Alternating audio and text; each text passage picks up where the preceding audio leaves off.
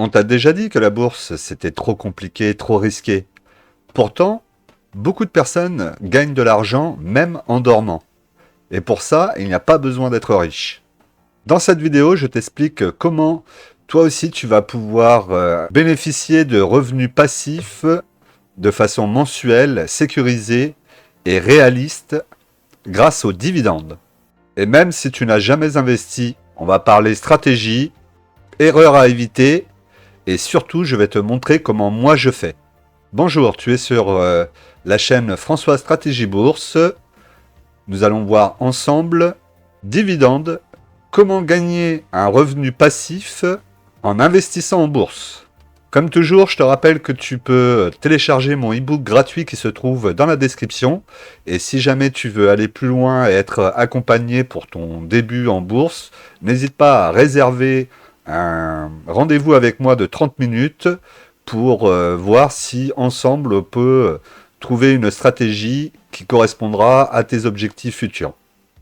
D'abord, nous allons répondre à cette question, qu'est-ce que c'est exactement un dividende? Et pour ça, je vais vous lire tout simplement la définition concernant les dividendes. Donc, un dividende, c'est ta récompense pour avoir investi dans une entreprise. Elle gagne de l'argent, elle partage une partie avec toi, c'est simple. Si je devais vous illustrer ça de façon simple, en tout cas de le dire, tout simplement, on va prendre une entreprise X ou Y qui vous verse un dividende de 2 euros par action. Si vous avez 40 actions en portefeuille, concrètement, vous aurez un versement de dividende de 40 euros, quelle que soit la situation de l'action. C'est-à-dire que l'action, qu'elle soit en baisse ou en hausse, vous aurez ces 40 euros dans votre poche. Pour ce qui est de la formule pour calculer le rendement, le dividende divisé par le prix de l'action multiplié par 100 égale le rendement en pourcentage. Gardez ça en tête lorsque vous voulez savoir exactement d'où vient le rendement et comment est-ce qu'il est calculé. Donc en théorie, on pourrait résumer les dividendes comme un loyer qui vous est versé par un de vos locataires, sauf que là, vous n'auriez pas de gestion de bâtiment à avoir, pas de changement de locataire, pas de travaux à prévoir, uniquement vous recevez votre dividende et voilà, vous avez entre guillemets un loyer qui vous a été versé. Alors pourquoi est-ce que c'est un vrai revenu passif?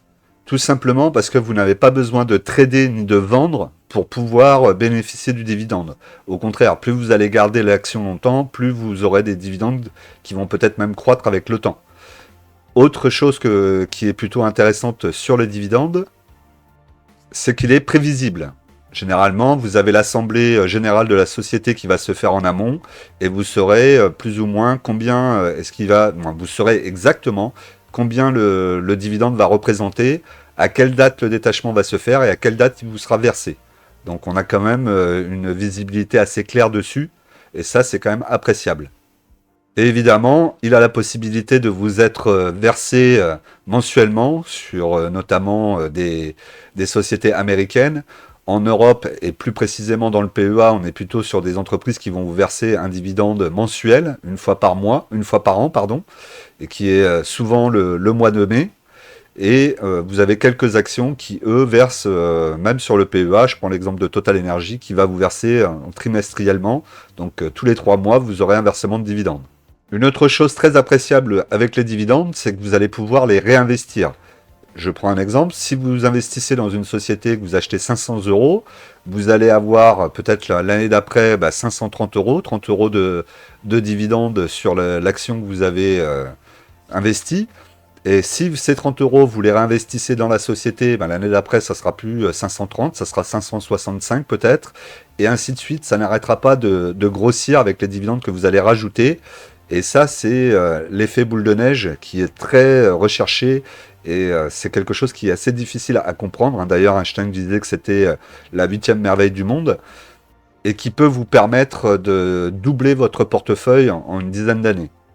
Alors maintenant, vous allez me dire comment choisir une bonne action à dividende. Au niveau des critères, donc on utilisera l'historique des dividendes. Il faut qu'ils aient été versés au moins pendant 5 à 10 ans sans interruption. Et encore mieux s'ils sont en croissance. Un dividende qui ne soit pas trop élevé, on va dire entre 3 et 7-8%, c'est très bien. Alors, c'est pas toujours le cas, puisqu'on a plutôt tendance à avoir des entreprises très qualitatives qui vont avoir des dividendes en dessous des 2%, généralement. On va avoir des entreprises de moyenne qualité qui vont, elles, se retrouver plutôt avec des dividendes aux alentours de 5 à 8, et des entreprises qui sont très très très risquées, qui, elles, vont verser des dividendes au-delà des 10%. Et là, généralement, vous avez énormément de risques sur la coupure du dividende déjà, et sur le fait que le dividende soit baissé drastiquement du jour au lendemain. Donc c'est pour ça que si vous jouez la stratégie des dividendes, il faudra pour ça peut-être avoir un portefeuille avec des grosses sociétés assez solides, mais qui ont des dividendes plutôt faibles, hein. Je prends un exemple, Air Liquide, un dividende aux alentours des 2%, donc on n'est pas sur un dividende très élevé. Mais si on le couple avec une société comme par exemple, quelle société je peux penser à FDJ par exemple, qui va verser un dividende un peu plus conséquent, bah, la moyenne des deux peut ramener un dividende un peu plus intéressant pour vous. Mais vous savez qu'il y aura plus de risques sur FDJ que sur Air Liquide, c'est certain. Ensuite, on regardera le ratio de distribution. Donc ce ratio de distribution, il ne faudra pas qu'il dépasse les 70%. Moi, j'aime bien généralement même qu'il soit en dessous de 60%. Une société qui vous verserait un ratio de versement sur dividende au-delà des 100%, mettons 110% de ses résultats nets, voudrait dire en gros que la société a fait un crédit pour pouvoir vous verser le dividende. Et c'est pas ce qu'on souhaite. Là, elle va se mettre en péril et c'est pas du tout souhaitable, et on peut être sûr que dans les années qui viennent, le dividende sera coupé. Donc surtout, évitons ce genre de société, ou alors vraiment quelques sociétés, vraiment une ou deux dans un portefeuille où vous en avez au moins une vingtaine de lignes. Et pour finir, on regardera la croissance au niveau du chiffre d'affaires et des bénéfices. Donc il faut quand même qu'il y ait de la croissance dans le temps. C'est important pour que la société puisse continuer à vous verser le dividende et le faire croître dans le temps. Alors où est-ce que vous pouvez aller trouver ce genre de société? Eh ben, tout simplement en utilisant des plateformes telles que Zone Bourse. Vous avez le lien dans la description. Donc n'hésitez pas à aller jeter un petit coup d'œil si vous voulez vous inscrire sur la plateforme Zone Bourse. Vous avez aussi investing.com, qui est une plateforme aussi qui vous permet de faire vos recherches et de pouvoir avoir un maximum d'informations sur les sociétés, couplé en plus à une intelligence artificielle. Donc c'est pareil, vous avez aussi le lien dans la description, donc n'hésitez pas à aller y jeter un petit coup d'œil. Et en plus, vous avez 15% de remise avec mon lien. Donc pourquoi pas en profiter. Sinon, vous en avez d'autres. Vous avez des plateformes qui peuvent être gratuites aussi, hein. Vous avez Google Finance notamment, où vous pouvez aller voir gratuitement.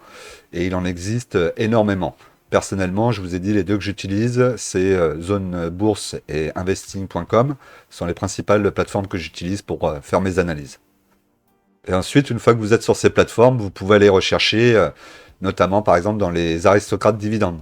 Donc vous allez retrouver des sociétés, surtout les sociétés américaines, qui versent des dividendes depuis plus de 25 ans et en croissance. Donc ça, c'est assez intéressant. En France, vous pouvez le taper aussi à les aristocrates dividendes françaises.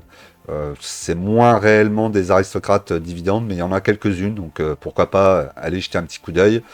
Comme ça, me vient à l'esprit, je crois que Sanofi, notamment, pourrait rentrer dans cette catégorie des aristocrates dividendes, puisque je crois qu'elle verse un dividende croissant depuis plus de 10 ans, voire peut-être même 20 ans. Alors, comme je vous l'ai dit précédemment, on se méfiera quand même de toutes les entreprises qui vont verser un dividende au-delà des 10%. Ah, vraiment, 10%, ça doit être un seuil d'alerte pour vous. Vous devez vous dire, ça va pas être tenable dans le temps, et forcément, on aura des soucis dessus. Il y aura des coupures, et là, c'est pas forcément le genre de société sur lesquelles il faut aller. Alors, quelques petites sociétés qui peuvent éventuellement vous intéresser au niveau de ce dividende. Donc, on va avoir Johnson & Johnson, qui est dans le secteur de la santé, qui a un dividende en progression depuis plus de 60 ans. Donc c'est quand même assez énorme au niveau de cette société. Alors la progression est lente, mais elle est solide. Donc c'est ce qu'on attend d'une société à travers le temps. On va avoir évidemment Total Energy, que vous pourrez mettre dans votre PEA. avec plutôt une société qui a pas mal de cash flow disponible pour pouvoir verser le dividende. Après, attention, le dividende est quand même assez élevé. On est aux alentours des 8% sur le dividende versé par Total. Et on est dans le secteur pétrolier. On sait que dans le secteur pétrolier, les choses vont changer dans les années à venir. Donc, est-ce qu'ils vont toujours avoir cette capacité à verser le même dividende aux alentours des 8%? C'est pas sûr, donc soyez méfiants quand même. Quoi qu'il en soit, ça reste quand même une belle société, surtout qu'elle se transforme vers l'énergie renouvelable. Donc moi, c'est un petit peu ce que j'attends, mais j'ai bien conscience que le jour où elle sera dans l'énergie renouvelable, peut-être à plus de 50%, le dividende sera peut-être plus difficile à tenir. Donc il faudra voir à ce moment-là. Ensuite, vous avez Realty Income, qui est une société que j'ai dans mon CTO sur XTB. Hein. N'hésitez pas à aller voir un petit peu sur ma chaîne principale d'ailleurs, hein, les différentes vidéos que j'ai, les playlists. Et donc, Realty Income est une société qui vous verse un dividende chaque mois. Donc, super société. C'est vraiment une société axée sur le dividende et sur l'investisseur pour lui remettre le maximum de dividendes possible. C'est une REIT, donc elle fait partie des sociétés qui sont dans le secteur immobilier, même si elle, c'est de l'immobilier un peu différent des autres. Mais voilà, c'est une très belle société à avoir en CTO pour avoir du dividende notamment. Voilà, il y en a d'autres, hein, la liste n'est pas exhaustive, pardon. N'hésitez pas à me mettre dans les commentaires quelques sociétés qui sont pour vous de très bonnes sociétés pour le dividende. Celle qui me vient encore à l'esprit, évidemment, c'est Coca-Cola, hein, qui est détenue aussi par Warren Buffett, une société qui verse un dividende depuis de nombreuses années, qui a eu le dividende qui a augmenté d'année en année. Donc on est sur une très belle société aussi, au niveau du dividende évidemment. Alors, au niveau des erreurs qui coûtent cher, évidemment, vous vous en doutez, la première, hein, c'est de sauter sur les actions qui vous versent un dividende de plus de 10%, où, comme je vous l'ai dit tout à l'heure, hein, la probabilité de baisse de l'actif est très probable. Donc, l'actif en lui-même peut baisser, le dividende peut être coupé, voire être fortement diminué, être divisé par 2 ou par 4. Voilà, donc là, les probabilités que votre dividende se tienne sur 2 ou 3 ans avec une action qui vous verse déjà un dividende de 10%, il est vraiment infime. Donc je vous déconseillerais d'aller sur ce genre de dossier, à moins que ce soit pour une année ou deux, ou que vous ayez un autre plan derrière la tête. Mais sachez qu'une société qui va être à 10% de dividende à l'instant T que vous rentrez sur ce dossier, ne vous attendez pas à ce que le dividende continue à augmenter dans les années futures. Donc ensuite, on va ignorer le business de la société, et ça vous vous en doutez, je vous le dis à chaque vidéo, et d'ailleurs je le dis aussi à tous ceux qui participent, qui intègrent l'accompagnement. D'ailleurs, si ça vous intéresse, n'hésitez pas, hein, je vous rappelle que je vous propose un accompagnement sur 12 semaines pour ouvrir un compte et commencer à investir en bourse dans l'idée de vous créer une retraite dans le futur. Donc l'objectif est de 15 à 20 ans. Et donc, comme je leur dis à chaque fois, ce qui est très important avant de commencer toute étude de chiffres, c'est d'abord de comprendre quel est le business de l'entreprise dans laquelle vous allez investir. Si déjà vous ne pouvez pas expliquer à un enfant de 12 ans quel est le business concrètement de l'entreprise, c'est qu'il y a déjà un problème. Donc d'abord on connaît l'entreprise, on sait dans quel business elle est, qu'est-ce qu'elle fait, comment elle gagne de l'argent, et ensuite seulement on pourra commencer à aller voir les chiffres, et ensuite après les graphiques. Voilà, faites-le dans cet ordre-là, et vous verrez que ça sera beaucoup plus simple, et ça sera beaucoup plus cohérent aussi pour vous. Au niveau de la troisième erreur, on va avoir donc l'erreur au niveau de la fiscalité. Donc ça serait oublier les avantages que vous pouvez avoir sur certaines enveloppes et pas d'autres. Donc concrètement, acheter des actions françaises type Air Liquide, LVMH ou d'autres sur un compte titre ordinaire, si vous êtes français, ça serait un petit peu dommage puisque vous avez la possibilité de les acheter sur le PEA où vous auriez là une fiscalité à 17,2 au lieu d'avoir une fiscalité à 30%. Donc c'est quand même plus intéressant sur certaines actions d'aller les prendre sur le PEA. Donc c'est là où il faut vraiment faire attention à la fiscalité parce que sur long terme, la fiscalité peut coûter très très cher. Donc bien répartir, bien comprendre dans quelle enveloppe je vais utiliser pour tel actif ou tel actif. Et pour finir, au niveau des erreurs, ça sera acheter sans plan. C'est-à-dire que vous achetez une société, vous n'avez pas de diversification dans votre portefeuille, vous ne savez pas où vous allez, vous ne savez pas quel est votre objectif. Et là, le risque, évidemment, c'est que dès qu'il va y avoir des baisses, vous allez prendre peur, vous allez être, euh, vous allez être conditionné par tout ce qu'on peut voir à la télé ou sur Internet concernant la bourse lorsque ça chute. Et donc, du coup, vous allez prendre peur et vous allez vendre à tort. Alors, la stratégie pour te créer des revenus passifs, donc définir ton objectif, combien est-ce que tu veux avoir à la fin, est-ce que c'est 1000 euros, 500 euros, peu importe, mais il va falloir que tu définisses ça, puisqu'en définissant ça, ça te permettra de savoir où est-ce que tu vas aller. Exemple, si par exemple tu voulais avoir 300 euros par mois, eh ben, il faudrait que tu investisses 60 000 euros à 6%. Voilà, et ça, il faut l'avoir en tête. Aujourd'hui, lorsque vous regardez mes vidéos, et notamment sur la chaîne principale de vidéos PEA, vous pouvez voir qu'au départ de la vidéo PEA, vous avez toujours mes objectifs avec ce que je veux atteindre sur mon PEA, combien je vais investir dedans, et quel est le rendement que j'attends annuellement. Et comme ça me permet moi aussi de savoir si je suis dans mon objectif ou si je suis à côté. Et ça me permet d'avancer et de pas faire n'importe quoi. Évidemment, la deuxième, ça va être réinvestir tous les dividendes que tu touches pour multiplier l'effet boule de neige, comme je vous l'ai expliqué, hein.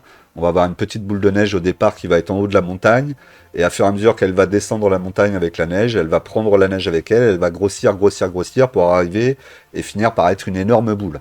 Ça, c'est exactement ce qu'on a envie de faire avec notre argent et notre portefeuille. Donc, très important, réinvestir tous ces dividendes pendant au moins une durée de 5 à 15 ans, c'est l'idéal. En 3, on pourra appliquer un DCA pour un investissement encore plus cadré et plus sécurisé. Donc là, il suffira juste de vous mettre un DCA en place, c'est-à-dire tous les premiers du mois, par exemple, vous allez mettre une somme sur votre compte et l'investir à une date précise sur une action.